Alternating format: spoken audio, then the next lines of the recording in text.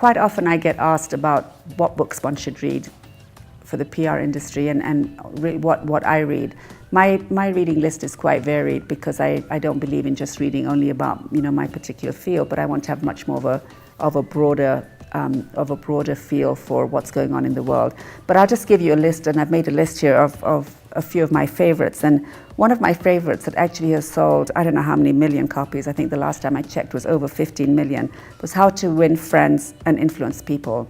And it's an old book, but by Dale Carnegie. And I think that book is one of the things I loved about it. It talks about success is due 15% to professional knowledge and 85% to the ability to express ideas, to assume leadership, and to arouse enthusiasm among people. To me, it's a classic, and it's a really great book. So, if you want the top book that I think you should be reading, I think that's one of them. The other book that I really like is The Tipping Point, How Little Things Can Make a Big Difference by Malcolm Gladwell. It's an easy, enjoyable read, and that tells us about ideas and products and messages and behaviors spread like viruses do. Understanding the power of audiences and to whom and how to communicate is a core necessary value for all in PR and marketing. The other book that I really enjoyed a while ago was called Crystallizing Public Opinion by Edward Bernays. The first book by the man considered to be the father of public relations. Bernays combined crowd psychology with a psychoanalytical, how did I say that? Okay, you know what I mean. Ideas of his uncle Sigmund Freud to become the first thinker to explain how PR could thrive by managing public opinion. Amazing though, that book is old, but it's true that even today the book rings true, including the statement, perhaps the most significant social, political, and industrial fact about the present century is the increased attention which is paid to public opinion. And that to me is a really critical book for PR people to read. It's a good one. I hope one can find it here, and if not, I'm sure somebody can get it on Kindle and read that. The other book, which has a very intriguing title that I enjoyed, is called Thank You for Smoking by Christopher Buckley. And there was a movie also made about this book. The movie really wasn't great, but the book is. And the book features a big tobacco representative who does a great job of defending not only tobacco companies, but also those who partake in the dangerous habit of using their products.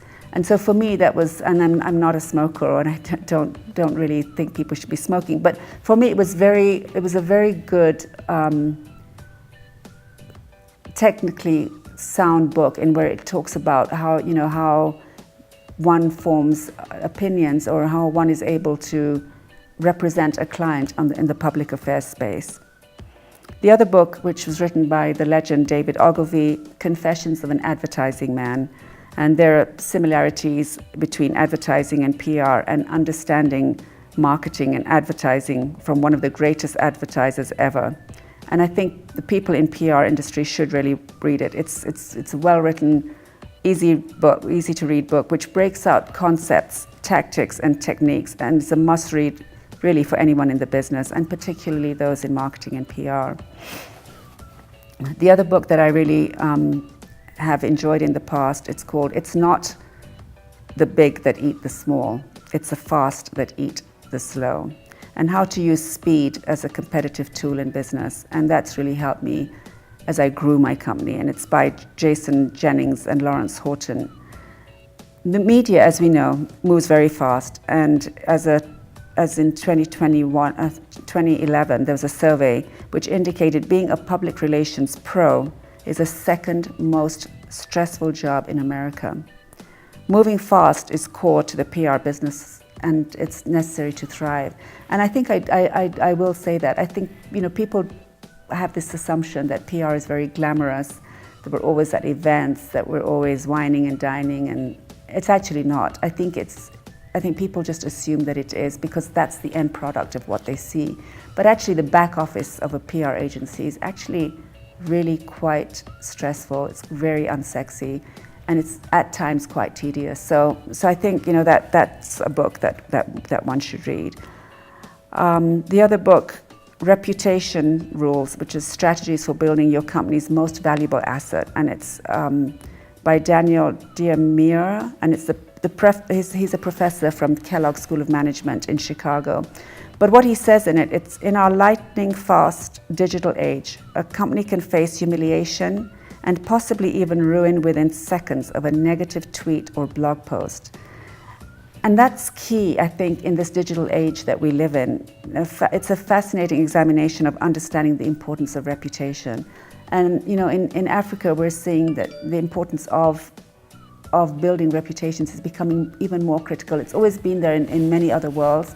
And sometimes we got away with it. It's okay, but we can get away with it. And I think that's changing really fast. So that's a book that I think is a very valuable book.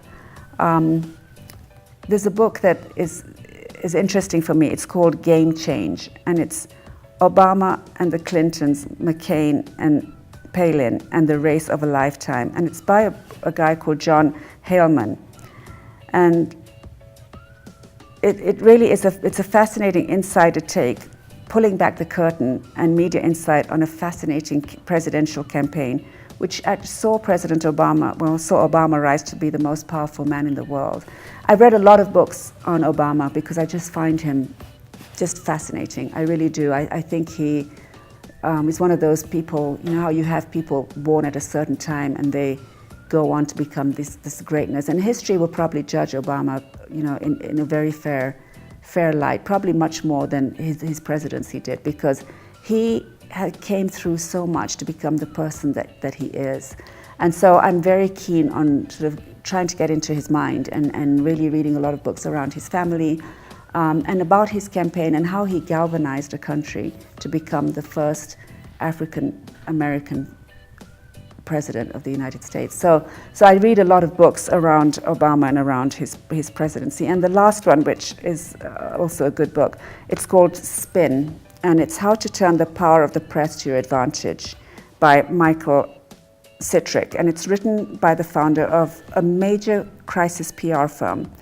The book is actually an insider's guide into the world of crisis communications, because I do think that crisis just happens, and we find ourselves as PR agencies sometimes just in the middle of a crisis, and it's not something. Sometimes it's a crisis that it doesn't matter how much crisis communications training you've done, you can never quite anticipate the issues. For me, it was the Kenya Airways plane crash, and it was a crisis beyond anything I'd ever imagined. Absolutely anything. It's not something I'd ever want to go through again. I certainly hope we won't, as a country, ever have to go through that. But I can tell you, reading and just, being aware of what needed to be done from a PR point of view was important, but it was also very important just to have the human side of that. So I think, as one needs to be prepared for a crisis, because you never know when your clients, or actually, whenever you might need it, or as a country you might need it. We looked at the post-election violence in 2008, 2009, and I was very much part of the peace process that was happening. And that was a crisis of a national scale. It was actually a crisis of a global scale. And these are the kind of things that you can't anticipate. You never know that you're going to be part of that. So I do believe that PR students or people that are interested in communications field should actually spend a little bit of their time reading up on what should happen should you find yourselves in the middle of a crisis. All I can say is you'll never, even no matter how much you read, you'll never be totally prepared for when it happens, but at least it gives you some tools, and I think those were very helpful for me.